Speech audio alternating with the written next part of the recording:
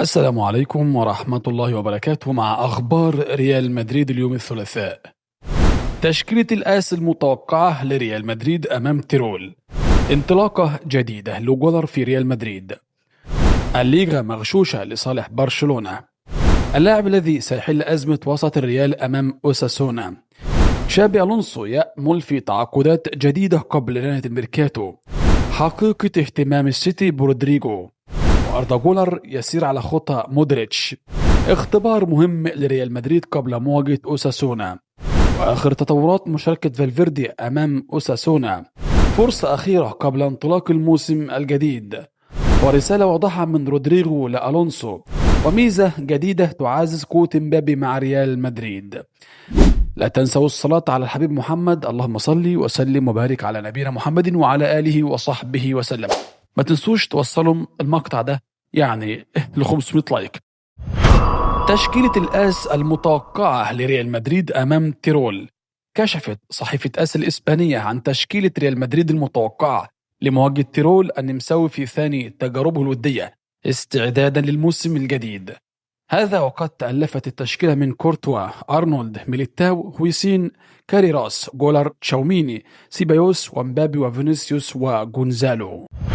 انطلاقة جديدة لجولر في ريال مدريد. تتجه الأنظار في ريال مدريد قبل انطلاق الموسم الجديد لأردا جولر، حيث يأمل الكثيرون داخل النادي وخارجه في أن يكون هذا الموسم هو البداية الحقيقية للنجم التركي بقميص الريال. دور كبير ينتظر جولر خاصة بعد رحيل لوكا مودريتش، حيث تبدو الفرصة أفضل التأكيد على دوره الهجومي والدفاعي في خط وسط الملعب. مخطط تشابي ألونسو وعدم اعتماده على جانب تكتيكي وقالب محدد سيمنع جولر فرصته في التعبير عن نفسه بتشكيلة الميرينغي، في ظل أن الفريق في حاجة للنجم المبدع في خط الوسط. الليغا مغشوشة لصالح برشلونة. ينطلق الدوري الإسباني يوم الجمعة القادم، لكن أجواء الافتتاح يشوبها جدل كبير حول عدالة جدول المباريات. فبحسب الانتقادات البطولة ولدت هذا الموسم في ظروف لا تخدم بالضرورة مبدأ المساواة الرياضية. تلفزيون ريال مدريد تعرض في الأيام الماضية للسخرية بسبب مقاطع فيديو تنتقده ما اعتبره مظالم تنظيمية، لكن في هذه الحالة هناك نقاط تستحق النظر. فمن غير المعتاد أن يكون الفريق الأقل حصولا على أجازة صيفية بعد موسم طويل شمل كأس العالم للأندية هو نفسه الذي يحظى بأقصر فترة استعداد للموسم الجديد. ريال مدريد طلب تأجيل منطقي لبدء مشواره، لكن رابطة الليغا والاتحاد الإسباني رفض ذلك، مما وضعه في موقف أصعب مقارنة بفرق أخرى، في ظل أن المنافسة هتكون مع برشلونة بالتأكيد.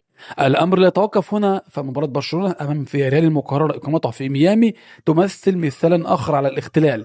هذا التغيير يمنح برشلونة فرصة لتجنب واحدة من أصعب زياراته في الموسم، وهي مواجهة فياريال على ملعب لا سيراميكا، الملعب الذي يشهد أجواء دوري أبطال أوروبا. وبدلا من خوض اللقاء في معقل فياريال سيقام على أرض محايدة، مما يمنح البارسا عمليا ميزة اللعب على أرضه. النتيجة برشلونة سيخوض 20 مباراة على أرضه و18 فقط خارج الملعب.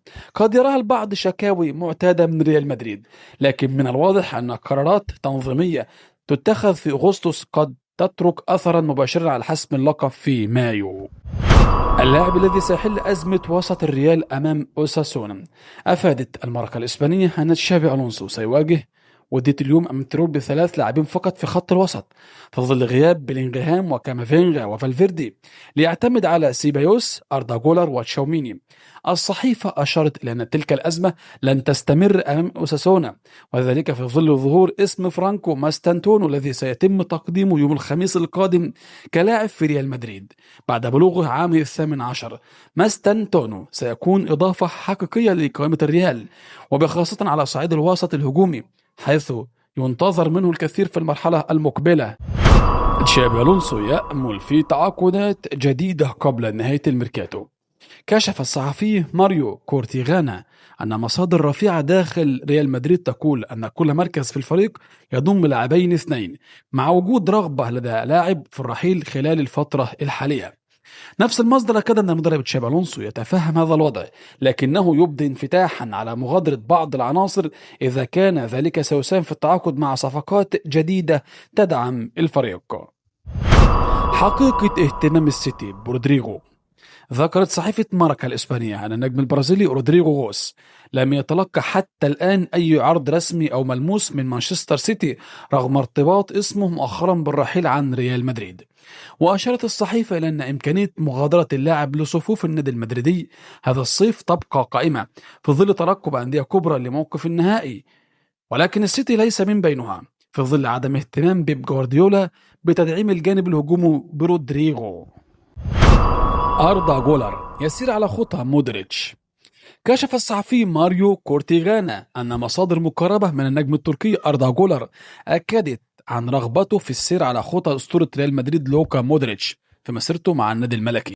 وأكدت المصادر أن اللاعب سعيد للغاية بالعمل تحت قيادة تشابي ألونسو وسط توقعات واسعة داخل النادي وخارجه بأن يكون هذا الموسم هو الانطلاقة الحقيقية لجولر مع ريال مدريد. اختبار مهم لريال مدريد قبل مواجهة أوساسونا. يخوض ريال مدريد بقيادة مدربه تشابي ألونسو ثاني مباراة ودية في فترة الإعداد أمام فريق تيرول النمساوي اليوم 7 مساء على ملعب تيفولي بإنسبورغ. المباراة تأتي في ظل غيابات مؤثرة بخط الوسط أبرزها بلينغهام وكامافينجا للإصابة، إضافة إلى غياب فالفيردي بسبب حمل عضلي، مما يترك تشاوميني وأردا جولر وسيبايوس كخيارات أساسية مع إمكانية إشراك ألابا كوسط احتياطي. ومن المتوقع أن يظهر ألفارو كاريراس لأول مرة في مركز الظهير الأيسر بينما يقود الدفاع ميليتاو وهوسين، وفي الهجوم يتواجد مبابي وفينيسيوس مع خيارات مثل إبراهيم وجونزالو ورودريجو وسط شائعات حول مستقبله. المباراة تعد اختبارا مهما قبل مواجهة أوساسونا في افتتاح الدوري الإسباني يوم الجمعة القادم 19 أغسطس. آخر تطورات مشاركة فالفيردي أمام أوساسونا. أفادت صحيفة ماركا أن فيدريكو فالفيردي يسير بخطى ثابتة نحو التعافي من حمل عضلي تعرض له مؤخرا، ومن المتوقع أن يكون جاهزا للمشاركة في مباراة ريال مدريد أمام أوساسونا في افتتاح مشوار الفريق المدريدي بالدوري الإسباني يوم 19 أغسطس. غياب لاعب الوسط الأوروغواني عن ودية تيرول النمساوي جاء كإجراء احترازي لتجنب أي مضاعفات مع وضع برنامج تأهيلي يضمن جاهزيته الكاملة للمواجهة الرسمية الأولى للفريق هذا الموسم. رسالة وضعها من رودريغو لألونسو. تحدث الصحفي الإسباني توماس رونسيرو خلال ظهوره في برنامج التشرينغيتو عن موقف رودريغو غوس من الرحيل عن ريال مدريد. وأكد رونسيرو أن رودريغو يرغب في البقاء وإثبات قدرته على تقديم الأفضل للريال، لكنه قد يعيد النظر في مستقبله إذا لم يحصل على فرصة اللعب تحت قيادة تشابي ألونسو خلال الشهر أغسطس. فرصة النجم البرازيلي ستكون ممتدة لنهاية سوق الانتقالات الصيفية. ميزة جديدة تعزز قوة مبابي مع ريال مدريد. سلطت صحيفة آس الإسبانية الضوء على ميزة جديدة أصبح يتمتع بها الفرنسي كيليان مبابي لاعب ريال مدريد في الوقت الحالي، وظهرت ضمن التحضيرات للموسم الجديد.